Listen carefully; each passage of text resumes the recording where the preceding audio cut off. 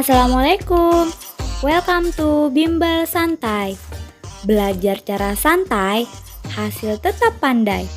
Sebelum menonton videonya, jangan lupa subscribe, like, comment, and share ya.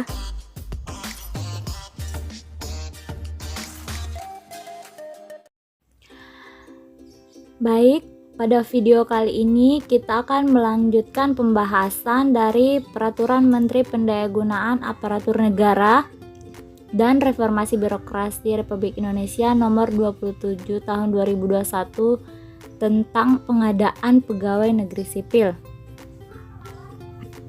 Ya, jadi kalau sebelumnya kita sudah bahas masalah ketentuan umum, maka pada video kali ini kita akan bahas di poin pelamaran yang terdapat pada pasal 30. Nah, untuk pelamaran dilakukan secara daring melalui sistem SSC ASN. Jadi ada portalnya nanti.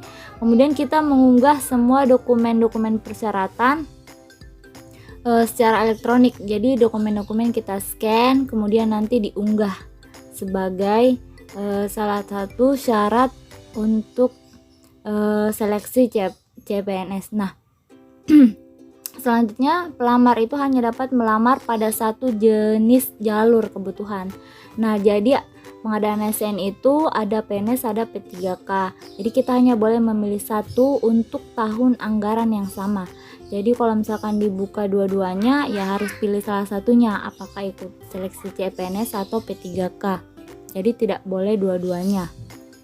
Tapi jika tahunnya berbeda, boleh-boleh saja. Misalkan tidak lolos CPNS tahun ini, tahun depan kita ikut seleksi P3K, maka itu sah-sah saja atau tidak apa-apa karena memang kita tidak lulus.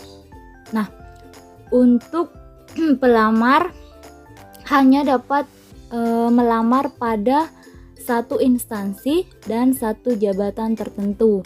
Jadi kita tinggal pilih apakah mau di instansi mana, kalau di pusat kira-kira apa, kalau di daerah apa, kemudian jabatannya hanya satu jabatan tertentu. Jadi mulai dari sekarang sudah dipersiapkan kira-kira mau jabatan apa di instansi mana.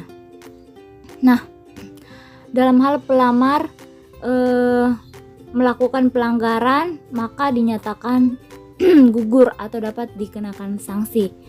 Nah, ada 2 poin yang ditekankan, yaitu yang pertama, pelamar lebih dari satu instansi atau satu jenis jabatan karena memiliki mungkin 2 NIK ya atau 2 KTP yang berbeda. Maka hal ini sangat tidak boleh dilakukan karena meskipun kita lulus tes tapi akan tetap dinyatakan gugur dan bahkan bisa dikenakan sanksi peraturan perundang-undangan. Jadi sebaiknya dihindari ya.